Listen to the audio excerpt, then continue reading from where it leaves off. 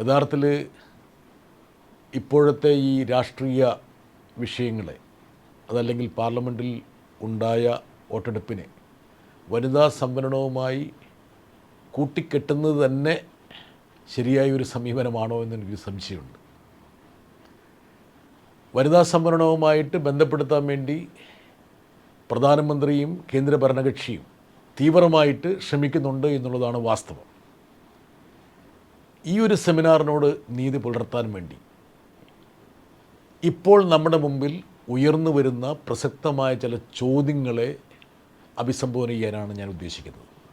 കേവലപരമായിട്ട് നിങ്ങളെ ഏകപക്ഷീയമായിട്ട് ഇതിലേക്ക് ആനയിക്കുന്നതിന് പകരം നിങ്ങളുടെ മനസ്സിൽ, അതല്ലെങ്കിൽ പൊതുസമൂഹത്തിൻ്റെ മനസ്സിൽ ഉണ്ടായേക്കാവുന്ന ഏതാനും ചോദ്യങ്ങളെ ഇങ്ങോട്ട് എടുത്തിട്ടിട്ട് അതിനോട് പ്രതികരിക്കുകയാണെങ്കിൽ കുറച്ചും കൂടി ക്രിയാത്മകമായി ഈ വിഷയത്തെ നമുക്ക് സമീപിക്കാൻ കഴിയുമെന്നാണ് എൻ്റെ വിശ്വാസം.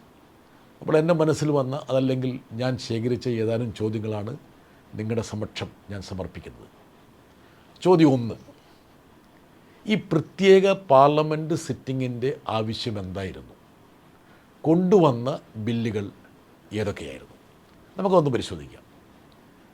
ഇപ്പോൾ പ്രധാനപ്പെട്ട 2 സംസ്ഥാനങ്ങളിൽ, ബംഗാളിലും തമിഴ്നാട്ടിലും തിരഞ്ഞെടുപ്പ് നടക്കുന്ന വേളയിലാണ് പാർലമെൻറ്റിൻ്റെ 3 ദിന പ്രത്യേക സിറ്റിംഗ് ഈ സർക്കാർ വിളിച്ചു ചേർത്തത്. അപ്പോൾ എന്തിനായിരുന്നു ധൃതി പിടിച്ച് ഈ സിറ്റിംഗ് നടത്തിയത്?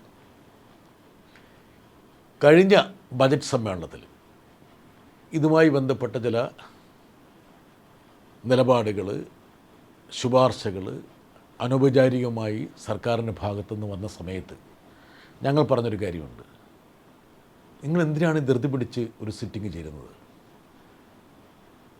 ഏപ്രിൽ 29 ഈ നിയമസഭാ തിരഞ്ഞെടുപ്പുകൾ സമാപിക്കും. ആ തിരഞ്ഞെടുപ്പ് പ്രക്രിയ അവസാനിച്ച ശേഷം ഒരു സർവകക്ഷി യോഗം വിളിച്ചു ചേർത്ത് നിങ്ങൾ എന്താണ് ആഗ്രഹിക്കുന്നത്, വിഭാവനം ചെയ്യുന്നത്, അത് ഞങ്ങളോട് പറയുക, നിങ്ങളുടെ നിർദ്ദേശം ഞങ്ങളുടെ മുമ്പിൽ സമർപ്പിക്കുക.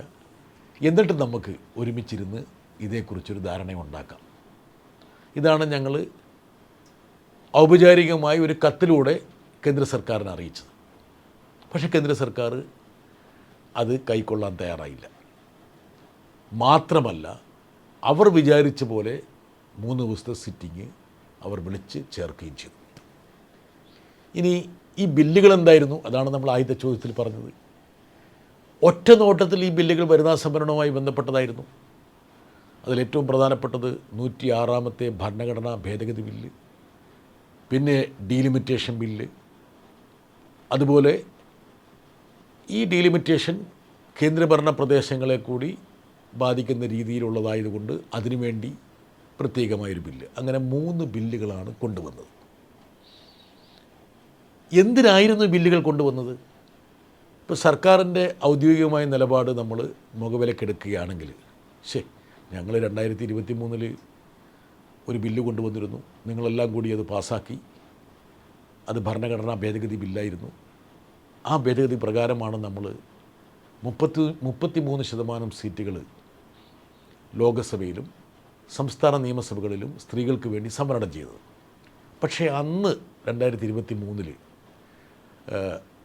ഈ ബില്ലുകൾ പാസ്സാക്കിയ സമയത്ത്, ഈ ഭരണഘടനാ ഭേദഗതി പാസ്സാക്കിയ സമയത്ത് വരാൻ പോകുന്ന സെൻസസിനെ അടിസ്ഥാനപ്പെടുത്തി, എന്ന് വെച്ചാൽ ഈ ഏതാനും മാസങ്ങൾക്ക് മുമ്പ് പ്രഖ്യാപിച്ച 2026 സെൻസസിനെ ആസ്പദമാക്കി ഡീലിമിറ്റേഷനെ മുൻനിർത്തി, അതായത് 2026 ജനസംഖ്യാ കണക്കിനെ അടിസ്ഥാനപ്പെടുത്തി നടക്കാൻ പോകുന്ന മണ്ഡല പുനർനിർണയത്തിന് ശേഷമായിരിക്കും ഈ 33% സംവരണം സ്ത്രീകൾക്ക് പ്രാബല്യത്തിൽ വരിക എന്നുള്ളതായിരുന്നു 2023 പാർലമെൻറ്റ് പാസ്സാക്കിയ നിയമം. അപ്പോൾ 2023 നിയമം നമ്മൾ അതുപോലെ തുടരുകയാണെങ്കിൽ ഈ 26 സെൻസസ് വൈകും, ഡീലിമിറ്റേഷൻ വൈകും. അപ്പോൾ 2029 നടക്കാൻ പോകുന്ന ലോകസഭാ തെരഞ്ഞെടുപ്പിൽ പോലും വനിതാ സംവരണം സാധ്യമാകില്ല. അതുകൊണ്ട് അത് സാധ്യമാക്കാൻ വേണ്ടി നമുക്കൊരു ഭരണഘടനാ ഭേദഗതി 2023 നിയമത്തിന് മേൽ അനിവാര്യമാണെന്നാണ് സർക്കാർ പറഞ്ഞത്.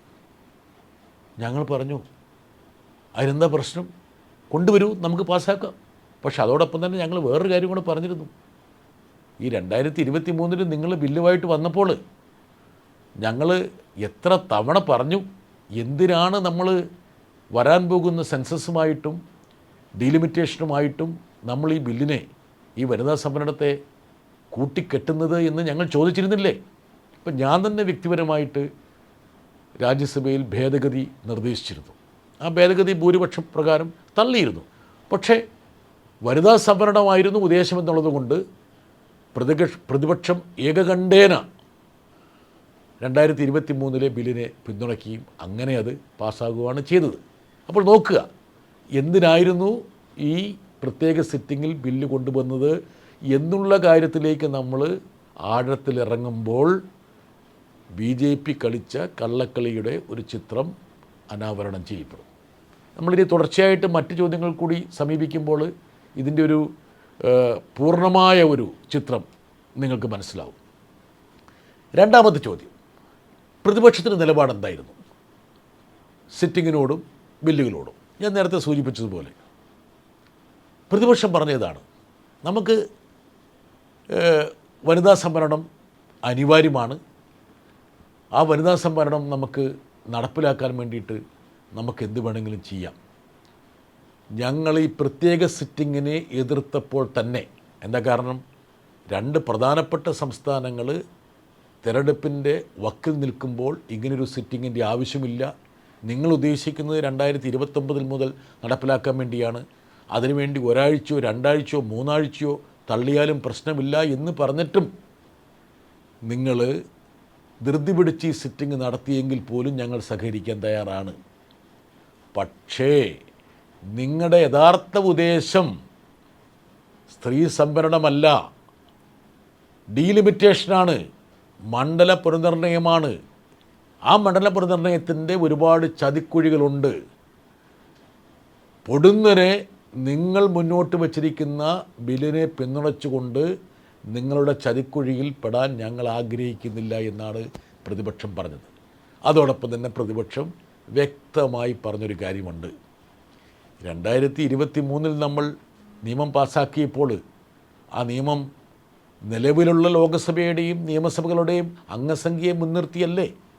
അപ്പോൾ നിങ്ങൾ വിഭാവനം ചെയ്യുന്ന 850 അംഗ ലോകസഭയ്ക്ക് പകരം നിലവിലുള്ള 543 അംഗ ലോകസഭയിൽ 1/3 സീറ്റ് വനിതകൾക്ക് മാറ്റിവെക്കുന്ന തരത്തിലുള്ള ഒരു ഭേദഗതിയാണെങ്കിൽ ഞങ്ങളിപ്പോൾ അങ്ങോട്ട് പിന്തുണച്ചേക്കാം, ഇപ്പം പിന്തുണച്ചേക്കാം. മറിച്ച് നിങ്ങളൊരു ഡീലിമിറ്റേഷൻ കമ്മീഷനെ നിയമിക്കുന്നു. ആ ഡീലിമിറ്റേഷൻ കമ്മീഷൻ ഏകപക്ഷീയമായിട്ട് പെരുമാറാനുള്ള സാധ്യതയാണ് നിലവിലുള്ള രാഷ്ട്രീയ സാഹചര്യത്തിലുള്ളത്. അത് ഞങ്ങളുടെ അനുഭവം കൊണ്ടാണ് ഞങ്ങൾ പറഞ്ഞത്. അതുപോലെ നിങ്ങൾ 2011 സെൻസസ് പ്രകാരം 850 സീറ്റുകൾ ലോകസഭയിൽ ഉണ്ടാകണമെന്ന് നിങ്ങൾ പറയുകയും ചെയ്യുന്നു. ഇതൊരു ചതിക്കുഴിയാണ്. ആ ചതിക്കുഴിയിൽ ചാടാൻ ഞങ്ങൾ തയ്യാറല്ല എന്നാണ് പ്രതിപക്ഷം കൃത്യമായിട്ട് പാർലമെൻറ്റിൽ പറഞ്ഞത്. മൂന്നാമത്തെ ചോദ്യം, ഈ ബില്ലുകൾ പരാജയപ്പെട്ടപ്പോൾ പ്രധാനമന്ത്രി പറഞ്ഞൊരു കാര്യമുണ്ട്. അതാണ് മൂന്നാമത്തെ ചോദ്യം. സ്ത്രീ സമൂഹത്തോട് അനീതി കാട്ടി എന്ന പ്രധാനമന്ത്രിയുടെ ആരോപണം, അതിൻ്റെ നിജസ്ഥിതി എന്താണ്? ആരാണ് യഥാർത്ഥത്തിൽ അനീതി കാട്ടിയത്? 2023 നിങ്ങൾ നിയമങ്ങളുമായിട്ട് വന്നപ്പോൾ ഞങ്ങൾ പറഞ്ഞിരുന്നതല്ലേ, നിങ്ങളിത് വൈകിപ്പിക്കുന്നത് ശരിയല്ല. എത്രയോ കാലമായിട്ട് ഈ സ്ത്രീ സംവരണം എന്നുള്ളത് നമ്മുടെ പാർലമെൻറ്റ് ഡിബേറ്റ് ചെയ്തുകൊണ്ടിരിക്കുന്നതാണ്. 1996 ബില്ല് അവതരിപ്പിച്ചു, എത്രയോ തവണ ബില്ല് അവതരിപ്പിച്ചു. 2010 എനിക്ക് ഓർമ്മയുണ്ട്, രാജ്യസഭയിൽ ബൃന്ദ കാരാട്ടും BJPയുടെ സുഷമ സ്വരാജ് ഉൾപ്പെടെ നിരവധി വനിതാ നേതാക്കളുടെ ആഭിമുഖ്യത്തിൽ രാജ്യസഭ ആ ബില്ല് പാസ്സാക്കുകയും ചെയ്തതാണ്. അത് കഴിഞ്ഞ് 2023 ഈ നിയമനിർമ്മാണം പാർലമെൻറ്റിൻ്റെ ഇരുസഭകളും പാസ്സാക്കിയത്. പക്ഷേ അതിന് മുമ്പ് 2014 തെരഞ്ഞെടുപ്പിന് മുമ്പ് പ്രകടനപത്രികയിൽ BJP വാഗ്ദാനം ചെയ്തതാണ്. 9 വർഷം ആ വാഗ്ദാനം പാലിക്കാതെ 2023 വരെ കാത്തിരുന്നിട്ടാണ് നിങ്ങൾ കൊണ്ടുവന്നത് ബില്ല്. കൊണ്ടുവന്നപ്പോഴെന്താ ചെയ്തത് നിങ്ങൾ?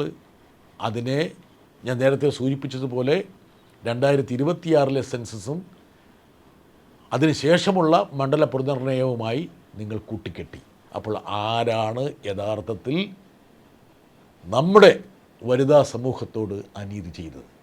അവിടെയാണ് യഥാർത്ഥത്തിൽ പ്രധാനമന്ത്രി പ്രതിക്കൂട്ടിലേറേണ്ടത്, BJP സർക്കാർ പ്രതിക്കൂട്ടിലേറേണ്ടത്.